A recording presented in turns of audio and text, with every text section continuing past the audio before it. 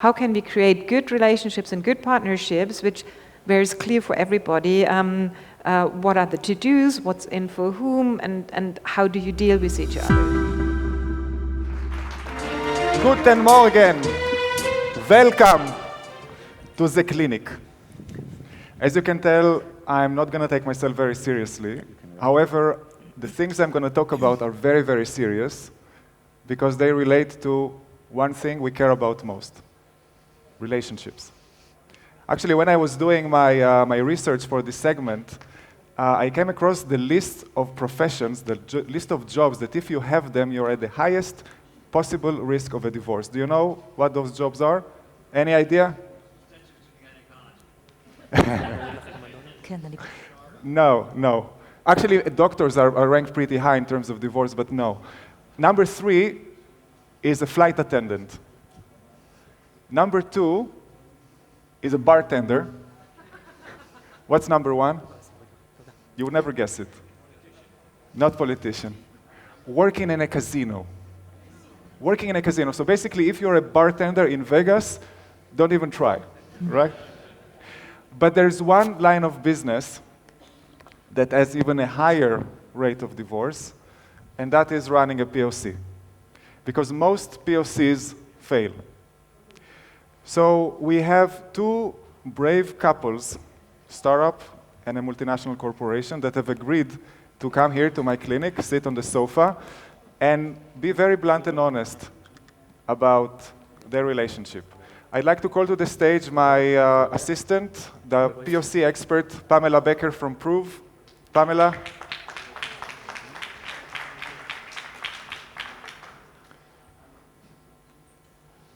Welcome. Pamela, tell us a little bit what prooV is doing. Hi, thank you for having me. prooV is a POC platform where you can run simultaneously multiple POCs from multiple vendors against identical conditions and key performance indicators. You can do this. This allows you to do it in a fraction of the time and costs as a traditional POC, and of course, it's completely secure and compliant, regulation compliant. So you've basically ran hundreds and hundreds of POCs. You've seen them day in and day out. We've seen the ugly, we've seen the beautiful, yes. Excellent. And I'd like to call our first couple to the stage. I'd like to welcome back Inken from Halma and Tal Bakish, the CEO of VocalZoom. Hi. Oh, from my back, okay. Please take your seat. Okay, I even have this for you in case there's any need. Okay, so welcome again to my clinic. There's a few ground rules. No blaming, no shaming, no finger pointing. Can you do that? Yeah. Okay, perfect. Yeah, I'm not sure. I'm not Israeli, so. It's easy. Goes without saying. So Tal, tell us a little bit about the scope of the POC. Okay, so we met Alma quite a long time ago, and basically Alma is a big corporate that has many companies inside. So one of the companies is called Cosasco, which is a company in the oil and gas industry in Texas, and we were planning to develop together with them a new product that they can sell to the market, which means that the POC was to test our core technology as a component in the product that they will develop. And your core technology is? Our core technology is a laser sensor that measures vibration contactless. So it's non-intrusive, and that's a big value for the oil and gas industry, to do non-intrusive sensing of different types of equipment. Okay. And eventually the end customer is one of the large oil and gas companies like Chevron and those kind of companies. So the plan in the POC was to prove the concept, then get some sponsorship from the large OEMs, the oil and gas companies, to do the actual development of the final product. Okay. Inken, is that a right representation of the POC? Oh yeah, and that was still in our honeymoon time.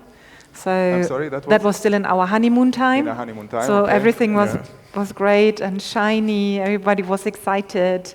So that was a good time, yeah. Yeah. So there is a term in my clinic that I call brutal honesty, okay? And by brutal honesty, I want you to really reflect and give me your most honest answer. I don't want you to be influenced by the other party's answer. That's why we're going to use iPads. Each of you has an iPad. The iPads, I think, in a second will be shown on the screens. I'm going to ask you a question. I'd like you to write down the answer on your iPad so you're not coordinated, okay? So if you were to rank the success of the POC on a scale of 0 to 10, how would you rank it? Please write down your answer. So you wrote 8 and Inken? 5. 5. Okay. Inken, why 5? As Tal explained very good, so we were pretty fast in thinking about what the proof of concept is. Looks like what would be the benefit for both Kosasco, but also for VocalZoom, so Tal's company. And everything was fine. And then I give it a 5, not due to any failure on Tal's side, but it's rather on us not being able fast enough to deliver really the next stage, which is you need a pilot customer then, because you need to deploy it somewhere. And to find that pilot customer, for whatever reason, has not been successful yet. So that's why there is a proof of concept. We would like to deploy it, but it has not yet happened. Okay. The first thing is that we're looking for killer applications. And that is something that the customer needs to tell us whether he has something like this for our technology, and in this case, this was the successful part. The second part is that we're looking for a good product market fit, and that is something that we were supposed to develop during the POC, so it didn't happen eventually, but there was some part of it about the specification of the final product that we learned from. And the last part is the projections or the potential for VocalZoom in the future for such a technology.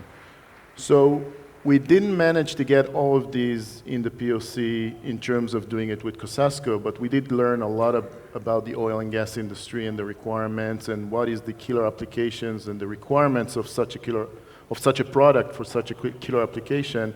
And from that point of view, we did make some success of getting some of the insights into other projects and move faster in other fronts. But of course, we spent a lot of time trying to engage, and there was a big hope that will mature to actual business. I'm not sure I understand your exact, what went wrong in the relationship. You're saying the technology worked, right? There was I learned how to engage, and then I found another wife. That's another session, by the way. Yeah. No, but honestly, I wouldn't say it's totally, utterly broken. So there's still hope. No, there's still hope because Tal describes a bit what we believe is something we can really add and give back into any relationship we go into a startup, because we know manufacturing, we know markets, we are in industries, and we have access to these industries. Lots of startups, especially if they're in their prototyping phase and then finding pilot customers. So that's really something we can bring to the table, and that's also what we usually want, and that was also the case here. I think maybe the relationship is not broken, but just on hold. How do couples then always say? On hold, or give us a break for some time. But it's not. It's just for the time being. It's not that it is broken totally, utterly. I do believe for some different reasons, which have to do also with some changes within our company Kosasco in leadership, then into looking into the strategy and going forward, that this will bring this relationship again on the top of the table. But many reasons, I would say, Tal on his side is not the reason for that, why it stalled and why there is a pause at the moment. Okay. So, as couples, we all have very embarrassing moments. I'd like you to reflect and write on your iPad the most embarrassing moment of that POC. And as you do that, Pamela, what is the biggest difficulty that startups or corporations face when they run POCs? I think, like all relationships, it's important to manage expectations, that everyone goes into the relationship knowing what the other one expects. And I think the best way to do that is with very, very clear key performance indicators and measurement tools, as well as expectations what's going to happen after the POC. So that's actually going to be my next question for you, but let's look at what you guys wrote. So, because I cannot see the screen, Tal, what did you write? So the embarrassing moment was that, like I said, Kosasco is a small company inside Halma, and it's always the embarrassing part where the specific person you work with, in this case Kosasco, cannot make progress. We go to mommy and we say, Kosasco is not playing nice, please help. And then they get from the top so you involve the parents, instruction to it. But that worked. Yeah. I mean, that drive from the corporate group to make things move. And that didn't create any conflict between you and Kosasco going to the parent company? No, I don't think so. I don't know how it was between the corporate and Kosasco. I have it but also the same view, embarrassing moment, so I can go to the other side of it. Yeah, please. Yeah, so it was Mental asking me for help because our company did not want to pay for the proof of concept, just to go a bit deeper what happened, yeah? Where I thought, okay, of course, not all our companies are immediately used to work with startups and what is all needed to a proof of concept together. And that's, of course, investing resources and time and so on and so forth. But startups, of course, have not plenty of resource and money. So for my company, it was not immediately obvious that that's not for free doing a proof of concept together, that somehow both have to put something on the table, and that's material and resources, but it also needs some money to do so.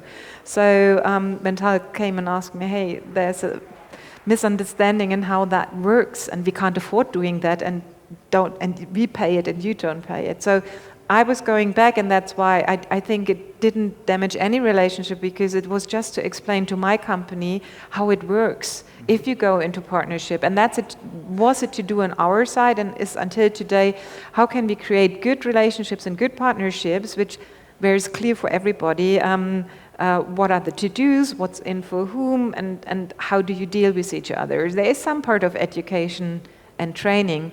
And in the meantime, being here now for 1.5 or 2 years, I think we have dozens of partnerships with different companies from Israel doing all different kind of proof of concepts.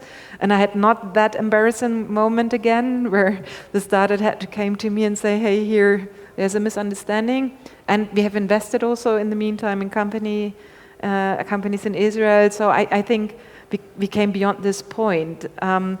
Tal and its company were very early on our journey with Salma into Israel. Okay, but Tal, you are a CEO of a startup, you're an experienced entrepreneur. What does it mean for you to start a POC that doesn't go anywhere?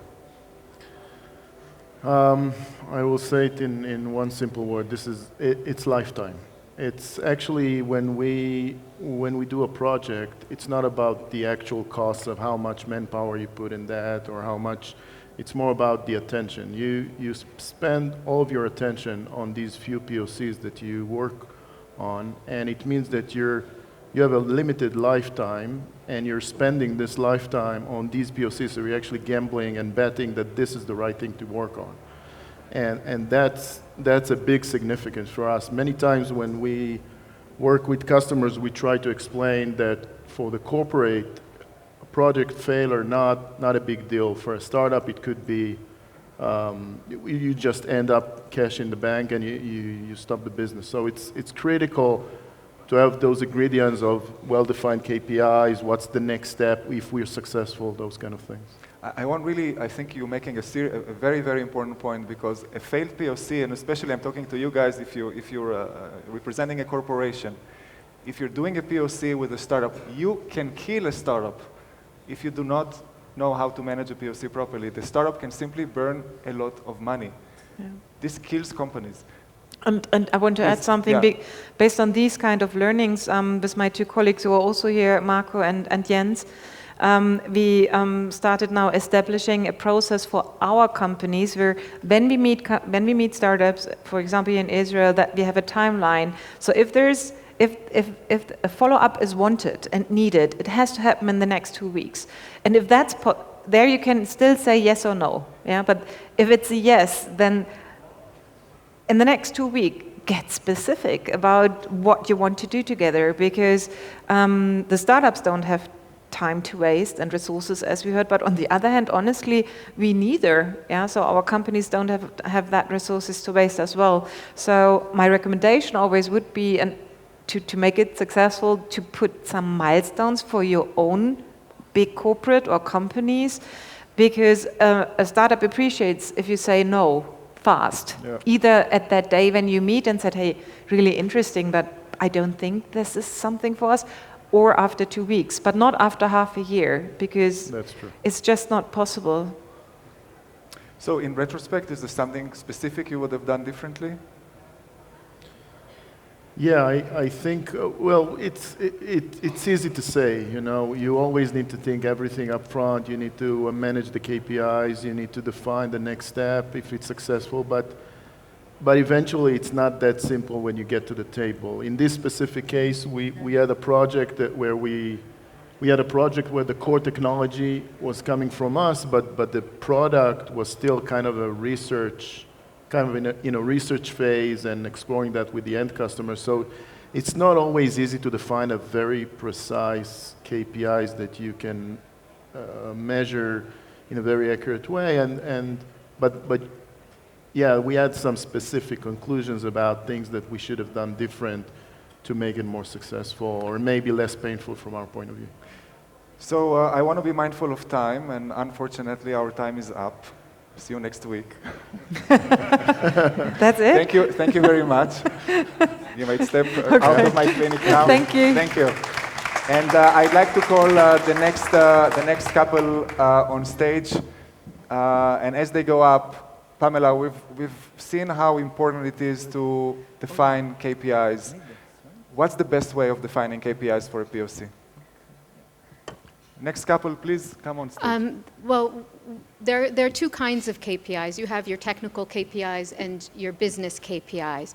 But whatever they are, they need to be very, very clear. They need to be realistic. You know, they need to be attainable. And it should be understood by all parties how you're measuring these KPIs. I see that the slide, there's the SMART KPI is up, and so. Okay, so the important is to define KPIs. Again, there are specific, measurable, attainable. There's a list of properly defining them, so there's no surprises later down the line. Right, a KPI is a number. It's not everything should be better. Right. It should be at least 7. Or under 4, or 10%. It has to be very clear and understood among all parties. Okay, welcome to my clinic. We have Uri from Uri. BioCatch, and we have Michael from TeamBank. Hi. So, Uri, what BioCatch does? Okay, can you hear me, guys? Yeah? Sorry? Can you hear me? Everyone hears me? All right, good. BioCatch is a behavioral biometrics company. We analyze human interaction. Think about someone going to a website or a mobile application. We analyze mouse movements, keyboard events, accelerometer, and touch. The idea is to understand who are the good users and who are the criminals that try to get the money or do something bad. So essentially profile the good users and also profile the criminals so we can separate between the two populations. Okay. And Michael, can you describe the POC that you've done with BioCatch?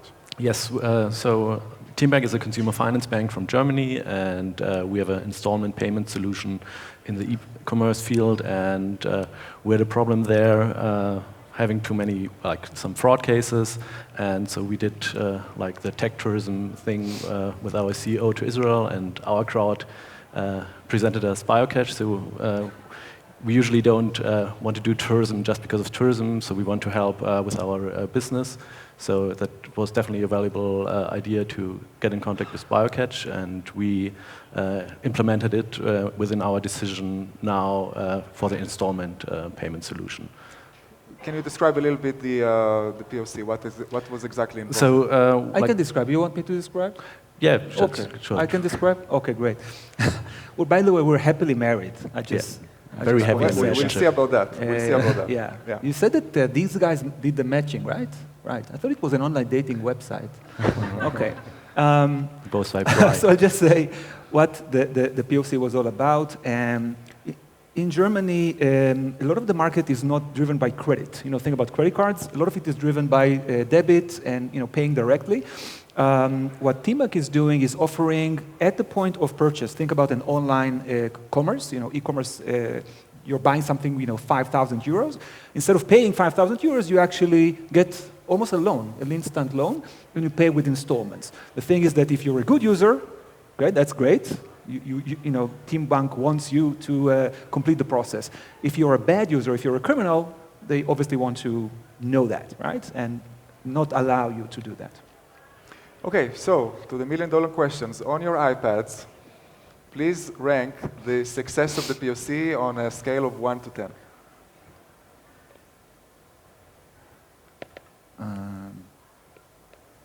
Does it work? No. No? Maybe we need to switch pens? Yeah, Switch pens. that's right, A.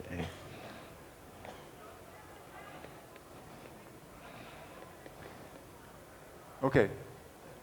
You continue? What did you write there, Uri? You'll see. Okay. So, Uri, what did you rank? What's your score? All right. My score was 8. 1 second, and your score? My score was 9. Oh, 9. okay. Why 9?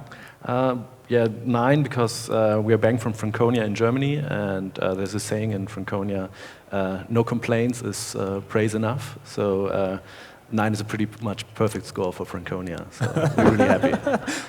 So in Israeli term, it would have been like a perfect 10. You say? Yeah, I think we had like some missteps, probably more within our bank, and like some issues with regulation and contractual topics. So to get it to a 10, it would be just slightly bit better. So you just got like a perfect 9, Right. 9 out of 9. So I'll explain. We have machine learning. The machine learning needs to learn from fraud samples. We have a generic model that is working, well, very well, I would say. But if we want to be, very, very successful, we want more data. During the POC, unfortunately, the number of fraud sessions were not that high, right? We knew it in advance, and therefore, in advance, we had like a plan B, which was to look at friction. TeamBank is also rejecting good applications, right? And they knew that because of the volume of applications that were rejected, they thought that maybe some of them are not really fraud. So a lot of the attention was to focus on that and show them that we actually tell them these are good applications, don't reject them. That part was a 10. So I see. Yeah. So even in perfect relationship, and it sounds like you have a pretty good one, there's still moments of friction. Can you briefly describe any? Yeah, I think there have been some frictions with the regulatory topics. Regulation is quite strong on privacy and these things in Germany, and TeamBank is still a German bank, so we demanded German contracts, German license agreements and everything, so that took time, and I think that's not really necessary, or probably you don't know that from other customers in that case. Yeah, there was also a requirement, I think it was the first customer that had this requirement. Normally, it's a JavaScript on the website. It sends information directly to BioCatch. There was a requirement to send it first to TeamBank, and then TeamBank sends it to us, use some sort of proxy. It added complication. We did not have it with other customers, so it added a bit of friction, but it was handled very well. It didn't impact anything, so that was... So, Michael, I think you told me before that the POC with BioCatch was the first international POC, by meaning non-German company POC that was actually deployed and is now commercial. Is that correct? Yes, that's correct. So that's a major success. Yeah, we're pretty happy about that, and really good relationship. So you guys really have the perfect relationship. What are the tips that you can provide to corporations and startups that are starting a POC now? I think it's really important to have clear communication, honesty, and set KPIs. So I think we've had discussions early on about what BioCatch solution can do and can't do.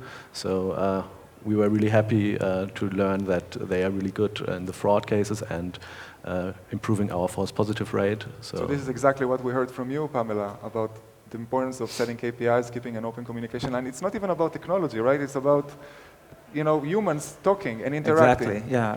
One of the comments that I had, because I asked the team that worked with TeamBank, what's the best thing about the project? They said Julia, right? Julia was the best thing. She was the analyst from their end, and it was a very, very good relationship. She was very open with the data. We had some concerns, by the way, before going in, right? Because it's TeamBank, it's a German company. We didn't know, for example, if they would be willing to share information.